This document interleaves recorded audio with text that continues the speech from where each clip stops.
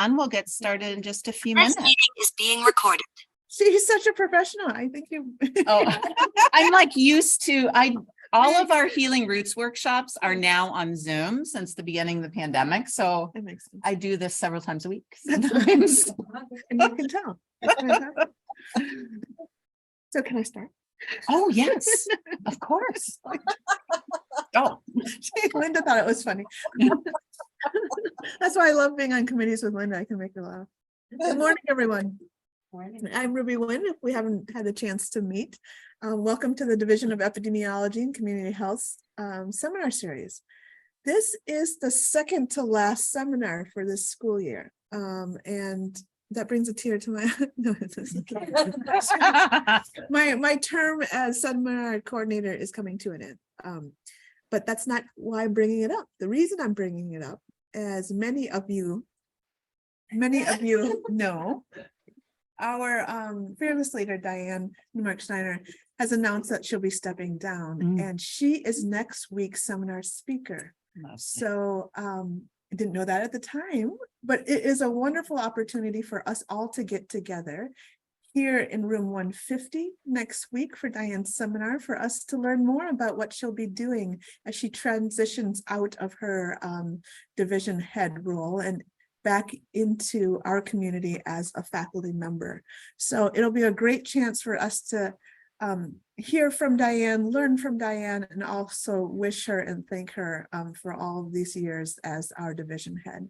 So I hope very much that you can make it next week, hopefully in person, but if you can't make it in person, we will have the Zoom available as well. The next week is extension, and then the following week is kind of... Never mind. I have apparently 2 weeks. Darren is exactly right. I think we need a new seminar coordinator, and I think that person should be Rachel Whittam. So in 2 weeks, we will be saying thank you and goodbye to Diane. Next week, we have speakers from University of Minnesota Extension who've been working extensively with our nutrition group, and we'll be learning about those collaborations and opportunities. Yes. Today, I'm so happy to have an old friend, one of the first people I met when I joined the university I joined the university faculty back in 2007. It's Sarah Axtell. I had always admired her engagement work and have taken every opportunity I could to learn from her. So welcome today, Sarah.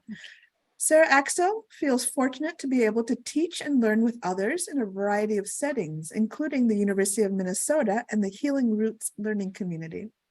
She's a lecturer in the Department of Family Social Science, where she teaches about culture and community engagement. Diane just walked in. She missed how I completely flubbed her seminar.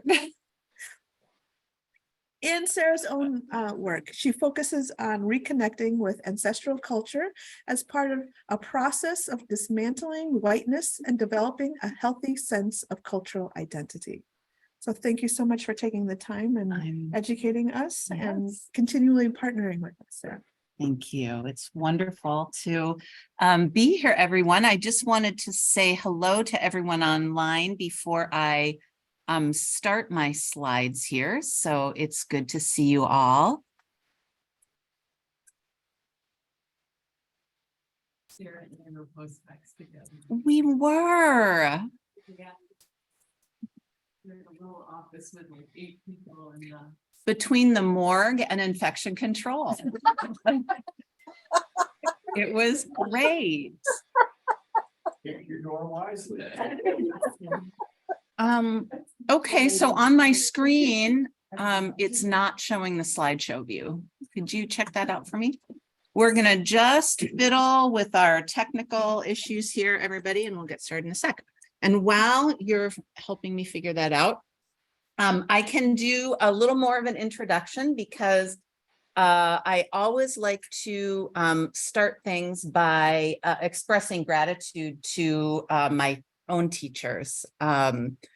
So when Diane and I were postdocs, I just by serendipity stumbled into a community event where the cultural wellness center had a table.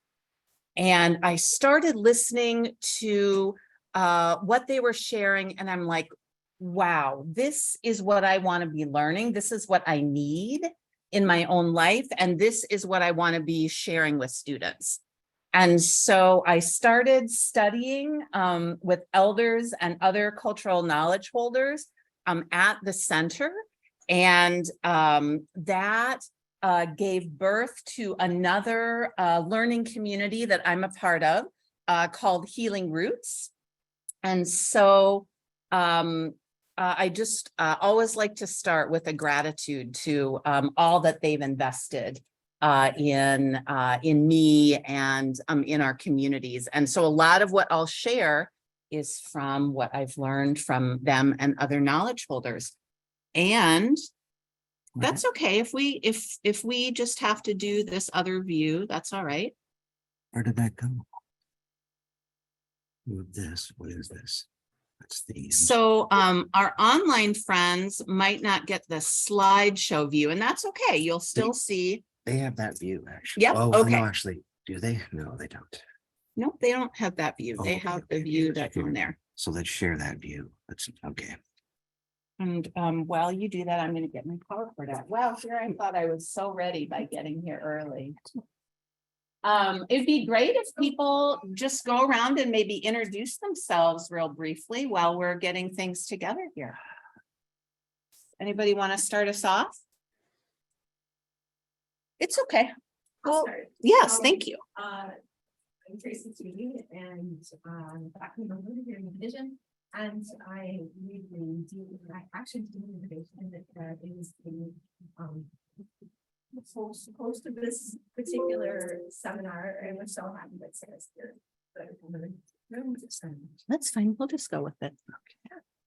Hi, my name is Darren. I'm also a faculty member in the division. Sarah, we're having a hard time hearing the audience. Those of us on, or at least me online. Okay, you're okay. It's okay, you know, it's not that big deal. All right. Well, we'll get started. You can hear me though, right, Dr. Linda? Correct. Okay. All right. Well, we're gonna do just a couple more. We've got a few people in the room, and we'll do a couple more brief introductions, and then we'll get started, and you'll be able to hear and see me. Okay. I'm Diane, and like I said, I did a postdoc Yeah, with that's fine. Sarah, and you were one of my teachers. I learned a lot of things from you because we're actually doing this work as a community engagement before it was the thing to do. It's been a while. Thank you. Anyone else wanna? Hi. Hi, I'm Melissa Laska. What else are we saying? Most personally. I'm faculty here in FE. I'm excited to be here and learn from you, Sarah. We've interacted a little bit here, Healthy Foods, Healthy Lives. Yes. It's been a long time, so nice to see you again. Great. I'm moving with, I'm on faculty here. I'm Sarah Frank, I'm a staff member. Great. I'm Jennifer Lindy. I'm on the faculty here, and I'm the current director of the Community Health Promotion Program. Okay, I'm an administrative associate. Great. I'm Colleen Flat on staff. Here I am. Wonderful. All right. All right. Anyone online want to say hello? So we can know who's here.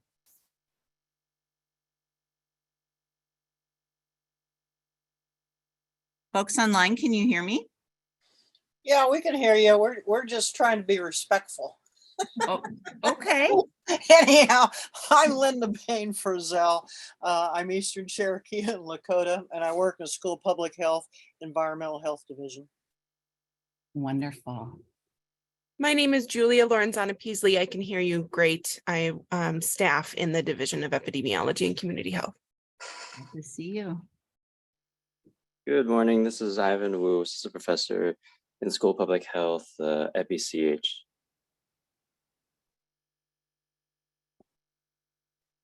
All right. Well, thank you for introducing yourself. And I know we have a few others online as well. So welcome. Maybe some folks are introducing themselves in the chat. Hi, Chris. All right. So when we think about culture and community engagement, often we're in the mode of thinking that we as university folks, our job is to learn about, quote, other people's cultures, right? That's often the mode we're in. But what I've learned from a lot of my teachers is that really we need to be learning about our own culture, learning about the culture of our institution and the ancestral cultures that we each are connected to, because that really shapes our capacity to do community engagement. And so I'm going to share a little bit about how we think about culture in Healing Roots and offer you a model that I'll invite you to try on, at least for our time together this morning. So Healing Roots was birthed in the Cultural Wellness Center out of the work that people of European heritage who are racialized as white were doing around cultural self-study, trying to understand what it could mean to have a healthy cultural identity. And so after hundreds of, okay, so the slides aren't advancing on screen for the everyone online. So give us another second here. Start this, let's just start this over.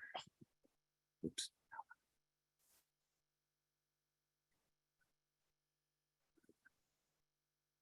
Okay, that's the wrong slideshow. I have another seminar tomorrow. If you want to come to that one, that's let's see. Whoops, can I find it here?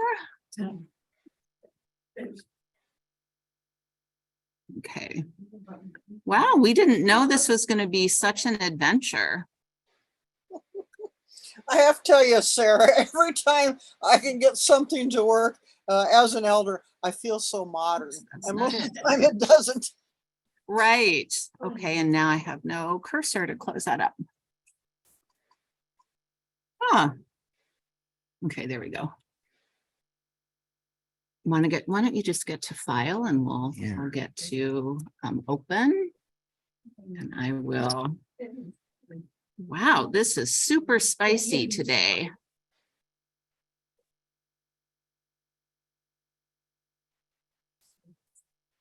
Okay.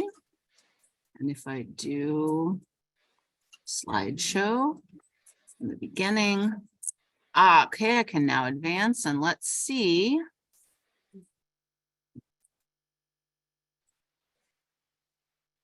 All right, I think this might actually be working now, friends. Let's give it a try. Okay, so after hundreds or maybe even thousands of community conversations, what bubbled up from that work was three layers of identity that we needed to grapple with, to reckon with, to work with in our cultural work. So one of those is what we call quote, mainstream American culture. We might call it European American culture or Western culture, because there are major roots of it stemming to Europe and Western cultures. And this is sort of the values and assumptions that most of our American mainstream institutions operate by. Then we each have a racialized identity that we're assigned within the US that we grapple with in a number of ways. And then we talk about what we call root culture or ancestral culture, these kind of deeper roots of culture that we each have access to, that live within us, even if our connection to them has eroded a bit.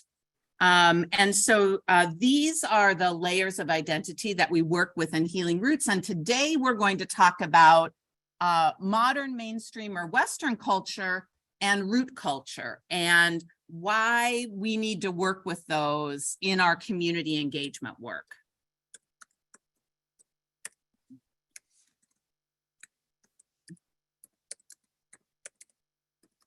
Okay. Again, you're not getting the slide in the room, so there's something going wrong with our connection. Is there a way that I can just take it off of slide share in the room? Oh, no, that's all right. It's this is like the name of the game now. It's just our day to day. It is part of Western culture that we do this technology. Okay, let's just do this and let's not use the slide mode. Okay, perfect, See, perfect. it should be on that. And that should. They don't make it Yep, don't, there. okay. Will it advance? Okay, So it's only- all right, it seems to be advancing. We're good, okay. So just a few, I want to name a few complexities before we dig into this, so we don't fall into a trap of essentializing culture, seeing it as an object, right? So we know that there's a great variability within all cultures. There are generational differences, contradictory messages that we get. And we know that for all cultures, there are some things that are feel very healthy and sustain us. And there might also be some things that feel unhealthy, that maybe are in need of healing or transformation. And so I have on the slide now a list of some characteristics of Western culture. And I'm going to highlight a few of these, and then we're going to get into small groups to talk about how might these cultural characteristics impact our community engagement. So what I'm going to argue today is that our work in academic institutions is shaped by these cultural characteristics, by things like individualism and productivity and our ideas about progress. And that if we're not aware of those and how they influence us and the ways we do our work, we're going to come up against barriers, problems, disconnects in our community engagement, because many of the communities that we're trying to build partnerships with operate under protocols that are very different than these protocols. So let's talk through a few. So one is an emphasis on progress. This idea that change is almost always good, that problems always have solutions, and the way we find those solutions is by intervening somehow in what's going on. That technology is often brings us the answers to the problems we're encountering. Individualism is also a central characteristic of Western cultures. So when we're in an individualistic culture, our identity is often defined by the choices that we make. Self-reliance is highly valued. So elders and young adults may live apart from their families, right? Life decisions often rest on our individual shoulders. If we're in a healthcare setting, we may be expected to make decisions ourselves. And individual privacy is valued with policies like HIPAA, for example. Productivity. So we have this sense that doing is what matters. When we meet each other, we might ask, what do you do? instead of asking other questions like where are you from or who are your people, right? And when we're working, we really may emphasize getting tasks done. So we may expect to start a meeting by jumping into work right away, for example. And I think often we really suffer from this characteristic. I was hearing people talk when we were entering about 80-hour weeks and just the burden of productivity that we experience. There's also this notion that the natural world is controllable. So we understand the natural world by taking it apart, dividing it into pieces, examining those pieces so that we can know the mechanisms. There's a conviction that the mechanisms of nature can be known, and that if we manipulate those, we can make things better, right? And just like nature is controllable, there's this idea that suffering should be controllable, right? That we should be happy because we're in control of our lives. So if we're not happy, we should do something about it. This also can be related to emotional expression. So especially for people of Northern European heritage like myself, I'm Norwegian American, I was taught that strong emotion is very private and that I don't share it outside of the context of my smallest circles, right? There's also this idea of a separation between the material and the spiritual. Spiritual matters are supposed to be private. Science is supposed to focus just on the material, not on the spiritual. Medicine is supposed to focus on material causes of ill health, although we may see some ways that we're pressing against that, right? And we have certain knowledges that we prioritize, right? So objective knowledge being prioritized over subjective knowledge or experiential knowledge.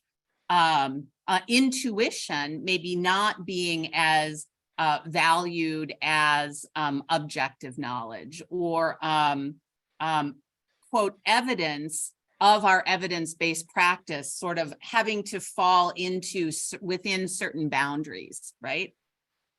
And so with each of these, we may find that there are some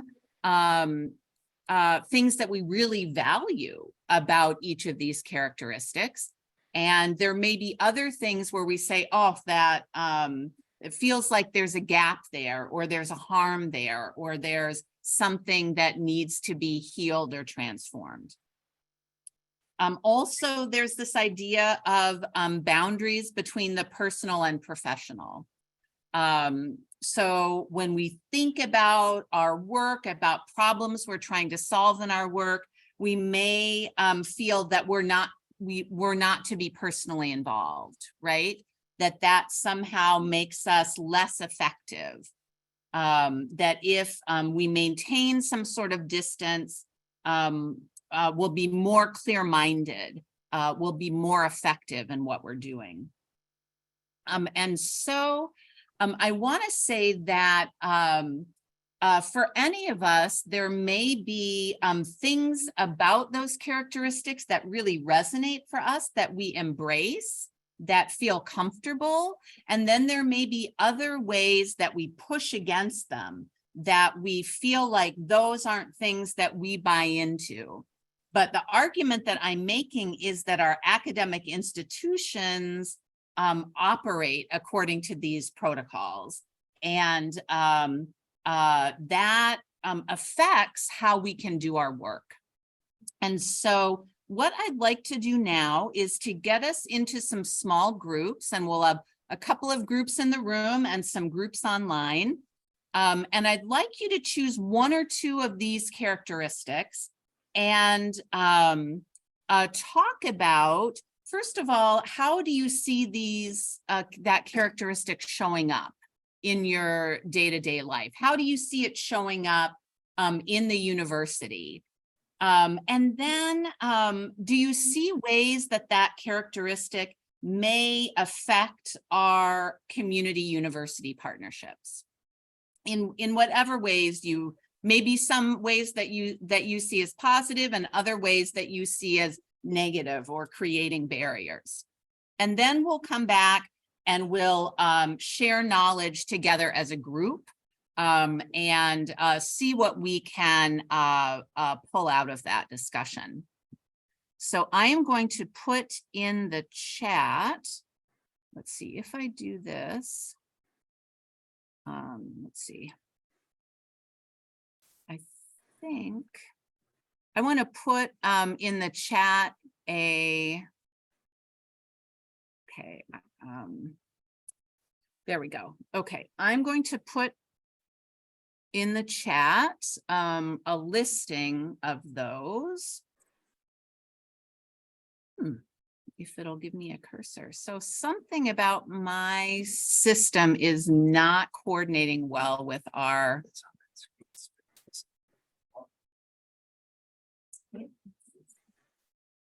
Okay, there we go. Thank you. Okay. So for folks online, what I'm going to do is I'm going to put all of the characteristics in the chat so you can have those as a reference, and then I'll put you into groups here.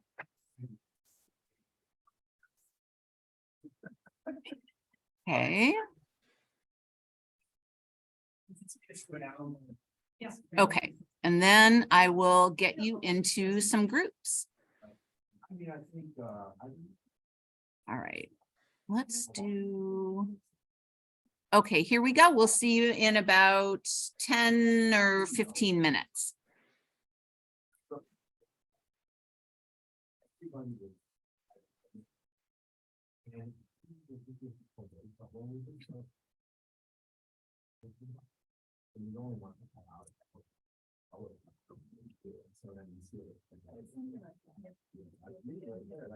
Oops.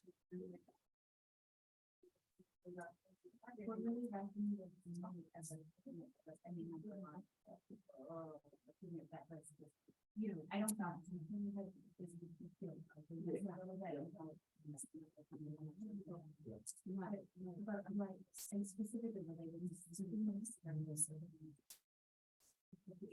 know.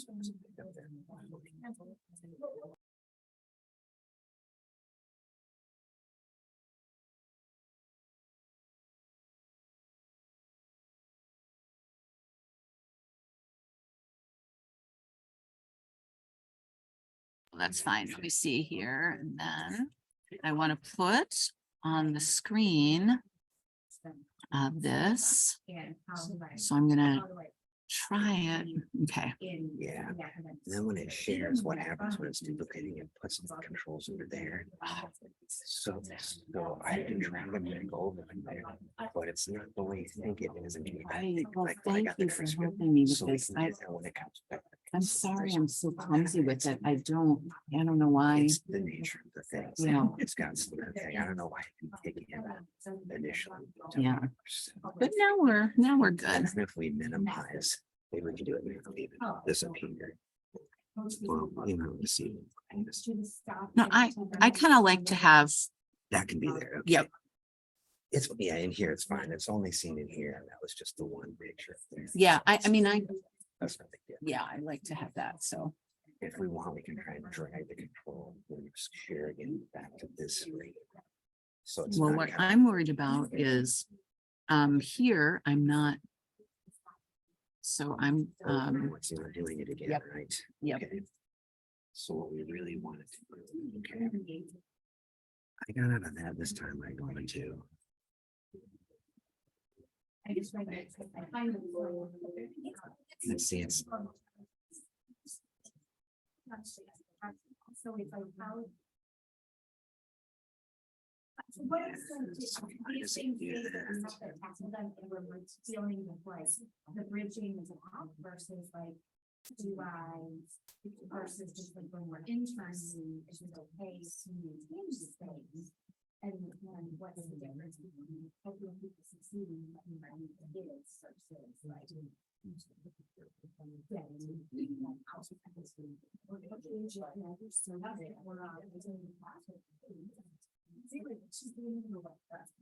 It's just being nutty, isn't it? Yeah, it's like that's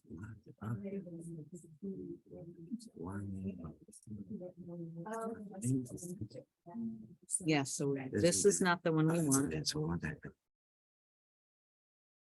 This is the one. Mhm. Which we were. Let's bring it large again. Slide, resume. Bring it out, slide it out. Slide. We should maybe not use this, the slideshow. This maybe was my, I'm gonna take it out of there again like I did before. Let's save changes. I'll say. And then go with this one.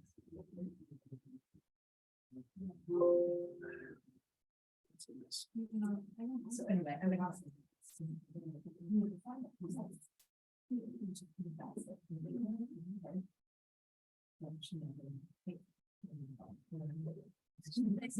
Yeah, and she does.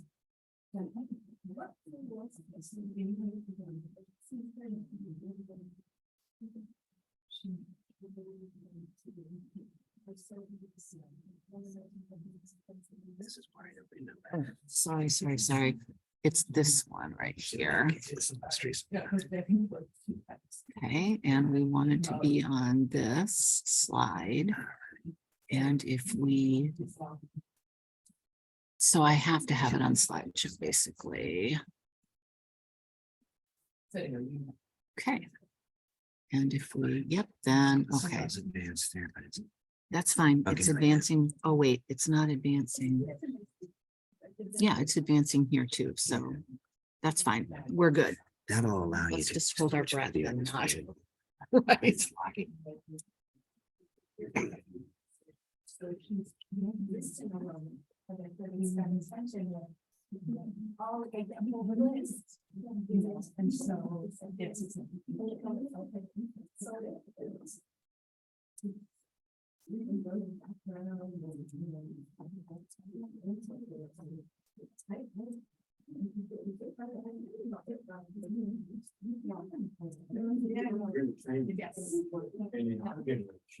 It was like, there was not a question of pushing into it. I was like. The way it actively worked. Everybody knew it was flawed. Everybody did it was all percent flawed. Maybe they didn't. There was this sense when we came out, it was like. This is the way we like it. This is the way we like it. I'm sure. It's not like make things and notes and.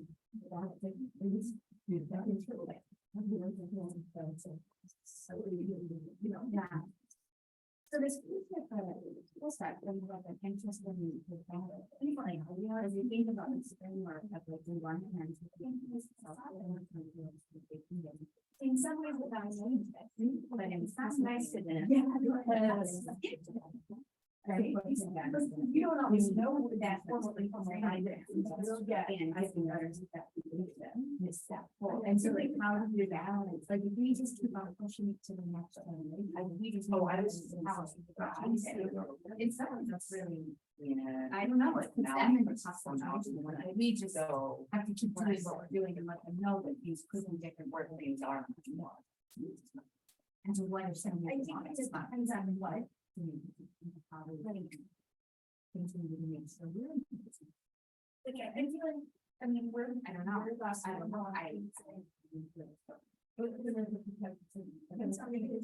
Salutations, yeah, credit to items. And research.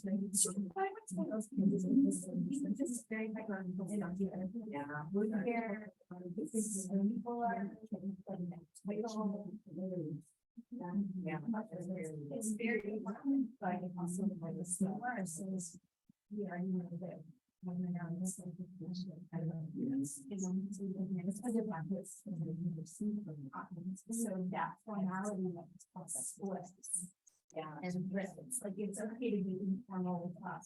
Yeah. It's like, hey, me, Jennifer. Yeah.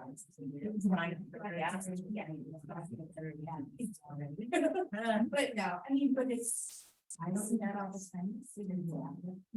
And then, you know, students get super informal and they keep friends. You know,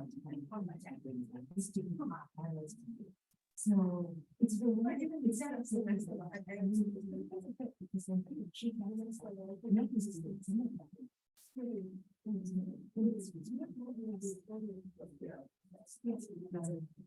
But it is about us. And it's informal.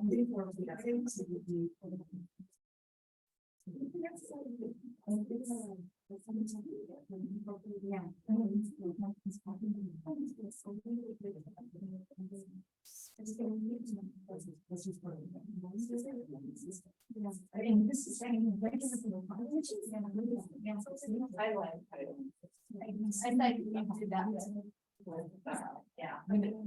I don't that.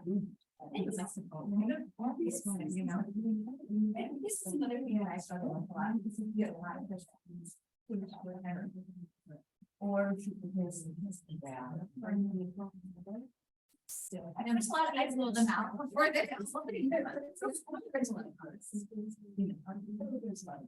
I can, but I can.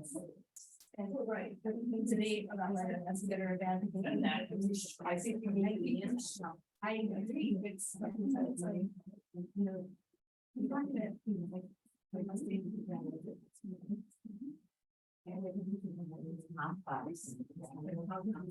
Thank you for letting me see that. I'm gonna start drawing our breakout from staff. Let's take about another minute and then we'll come back. Okay, so what do I have to do to get my cursor on my screen? This is that weird thing where you can see it there. Yeah. I can't see it. Oh, there it is. Yeah. It's actually on this side, brings it over here, Okay, thank you. which is.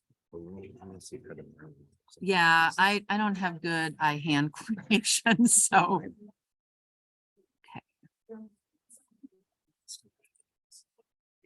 Okay,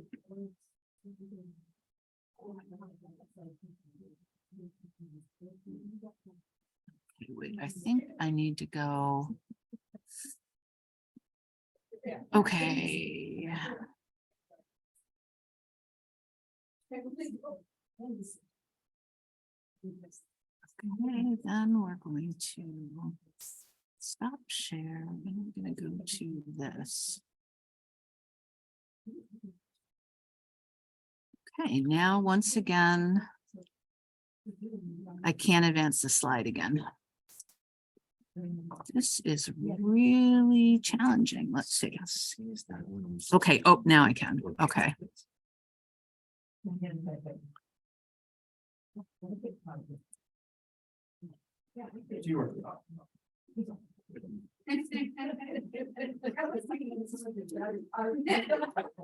All right. Well, we'll wait. Meeting is being recorded. So we can start coming back. I see our online folks are coming back here to the main room. Well, I'd like to take some time now to hear what different groups we're talking about. And I know there's some difficulty for folks online hearing folks in the room. So I'm going to do my best to paraphrase some key points that come out of the groups. So would anyone be willing to start us off with a reflection or sharing a question or a key point that you discussed? I'd be happy to. We were a Thank you. group two, and with the permission of my colleagues, we picked number one. That's why I'm volunteering.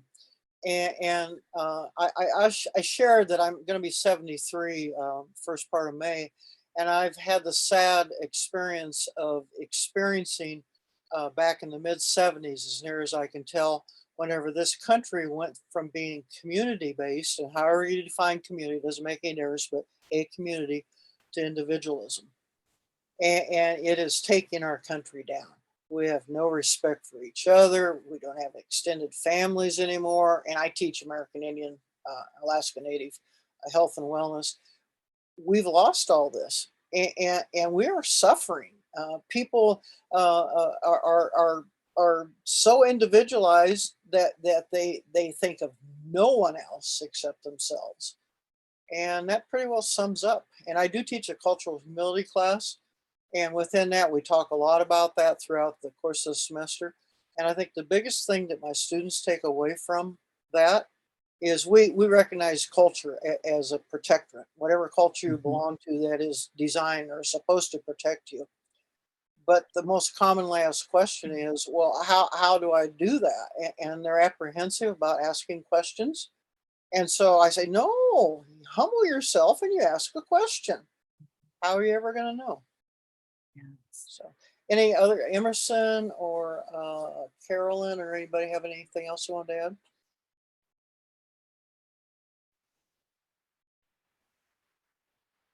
Well, thank you, Dr. Linda, for all that you've lifted up, and you've sparked a couple additional thoughts for me. And just first to share that that's my experience as well, that individualism seems to be escalating in some ways within the US, where we keep getting a more and more extreme forms. And if we look at data, and for those of you who know me, you know I don't say those words very often, but when we look at the data on this, we can what we see is that individualism appears to be most extreme in settler colonial societies. So then we ask, the next question, and we could study is, well, what is it about that history that creates the context for this very extreme individualism? Yes. So other groups, which ones did you lift up, or what other questions were you wrestling with? Yeah, Melissa. So we didn't pick one. We kind of talked across some things, but one thing that stood out to me in our discussion was we talked about things like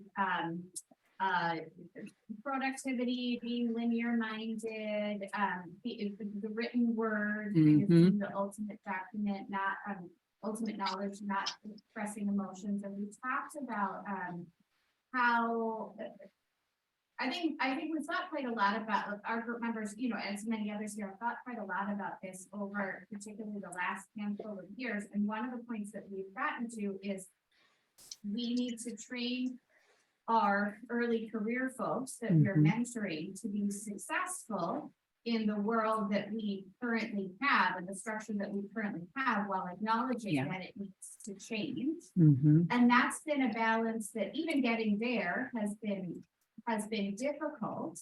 But I guess we also push back and say, is that enough? Because to just push it on to the next generation to change, to get them into a position of power where they can change it, in some ways, are we shirking our responsibility? And I guess for myself, I'll speak personally and say, I am at a loss as to kind of how to take away the value on written form. We honor people's voices and stories by writing them down and then systematically analyzing them through qualitative methods that have been developed, across these academic spheres. And so that's like my way of taking oral history and transforming them, but that's in the lens of academia, Right. And so I guess this idea of like having our trainees publish and having them, that speaks to their success and being able to get a job, but we also need this for our training grants and productivity. So it's like, we need to be acknowledging the and make our mentees successful, but then how how do we are in a position of power to push back, and some of these things, it's just unclear beyond acknowledging them. How do we structurally push back in the Yeah. power that we have? Yeah. Wonderful, wonderful question. So I'm gonna scroll up to, so Why not the answer? yeah. It's not at the end. So the questions that were bubbling up from for the group that just shared is about how do we both prepare trainees to be successful in the systems that currently exist, and at the same time work to change the systems that currently exist. And it's a really difficult balance, right? And one thing, a couple things sparked for me while you were talking that I'll hold up. So I wonder about, so it's not that we'll stop using written forms of storytelling to produce and share knowledge, but the question is, can we expand the space so that there are other kinds of storytelling that can exist side by side? So for example, if we look at the venue CES for Health, right? Where trainees and all of us can publish other products, not just written products. Is that this kind of both and space that can start pushing on written only, right?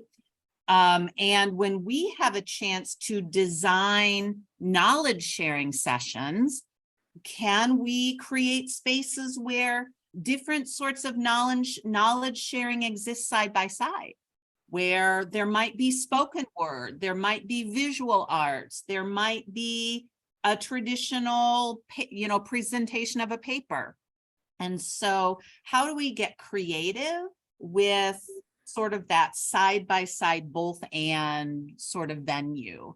I also think, and Dr. Linda, you'll recognize this teaching that's shared often in our decolonization roundtable. One of the teachers there, Chante Maza, Neil McKay from American Indian Studies, talks about how we can't make a colonial institution decolonized, right? We're always going to be this, but we can create pockets of decolonizing activity, right?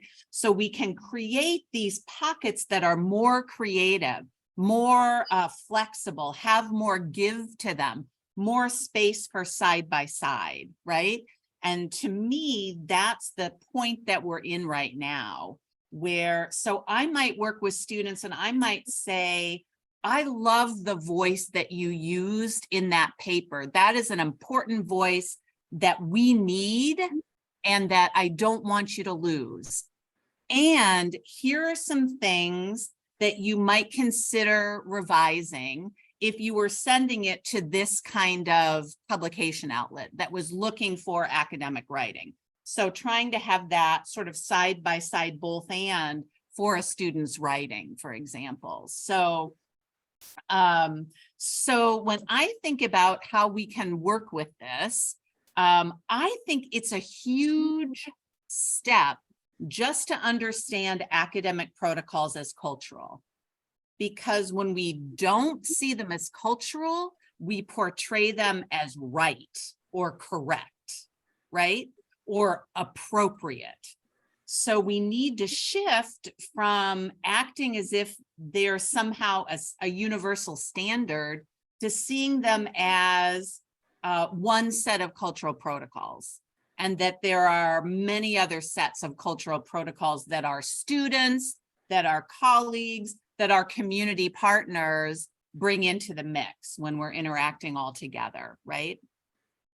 I also would say that we can cultivate reconnection to root culture in a way that deepens our capacity to do this creative sort of adaptable both and work that we need to be doing. That for all of us, and sometimes for those of us who are of European heritage, we feel like, oh, we don't have any of this. We don't have that. We don't have roots. We don't have access to that. All we have is Western culture. But the argument that I will make from my own experience and our experience within Healing Roots is that we do have those roots that we can reconnect to, that helps us to embody a different way of being, a different way of thinking, a more oral tradition, a more, right?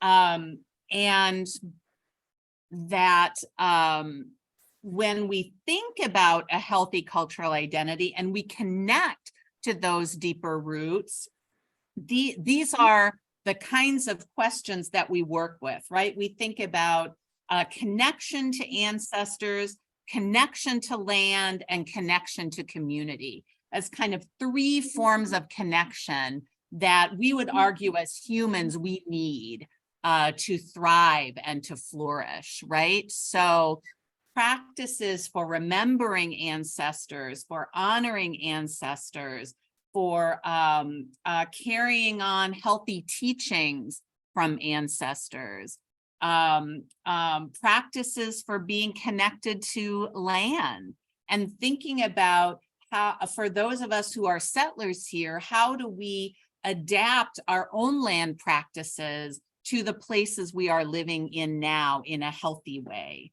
in a good way, and practices for being connected to community. So who do we turn to when we need advice? Do children have adults outside of the family that they're close to who lift them up, who help to advise them, right? So those are some of the kinds of questions when we're doing this cultural work that we can work with, that we can lean into, live into. And it takes a different kind of knowing. It takes doing some things that you think might look foolish. It takes being guided by just a hunch or an intuition and trying things and doing them and then trying them again and trying them again and creating a pattern in your life that starts to take hold and begins to shift things for you, so that now when I leave my house in the morning, if I don't set that offering of coffee out for my grandmother, that doesn't feel right, you know? And that has shifted how I'm able to sit in a space where others are connected to their ancestors, right? So when we do that work and we start to create these shifts, some things change.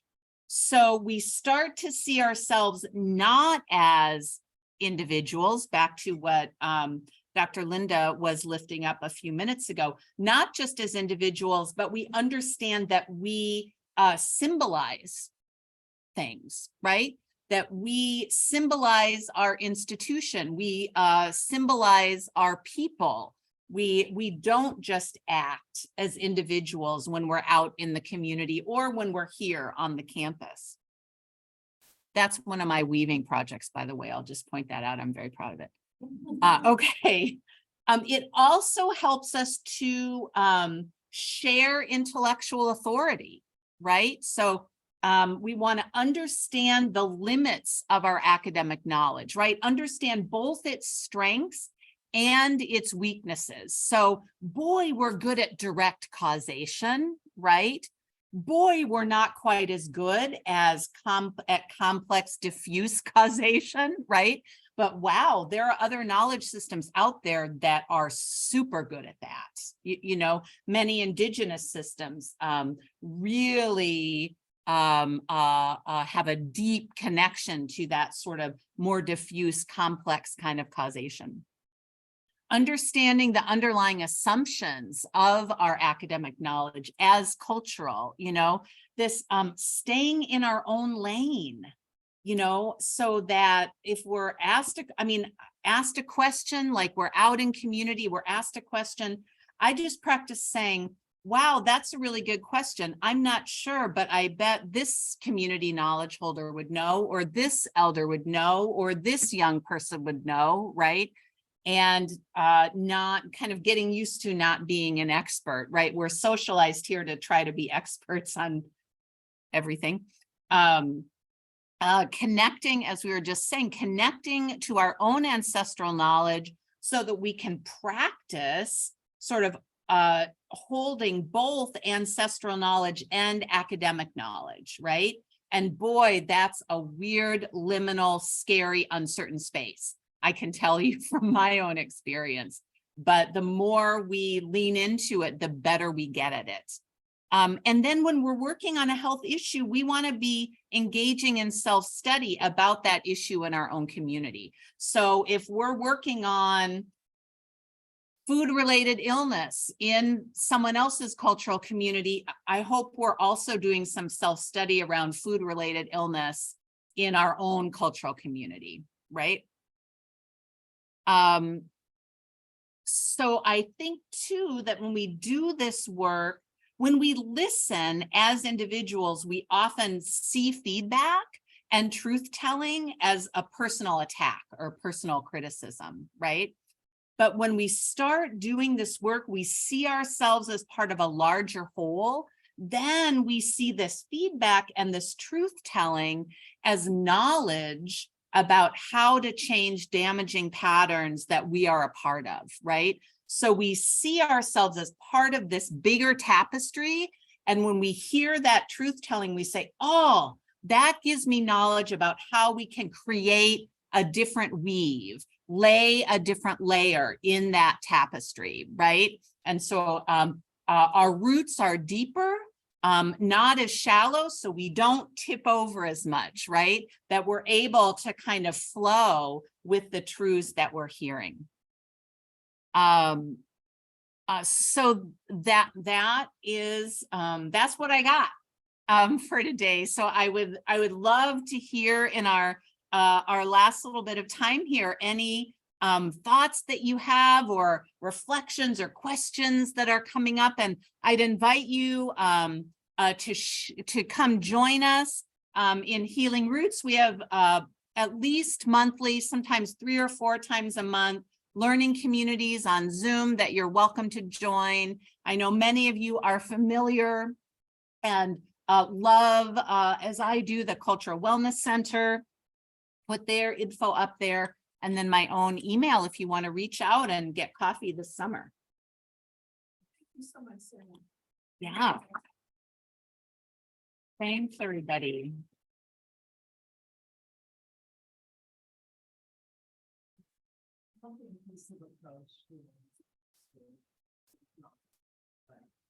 Mm-hmm.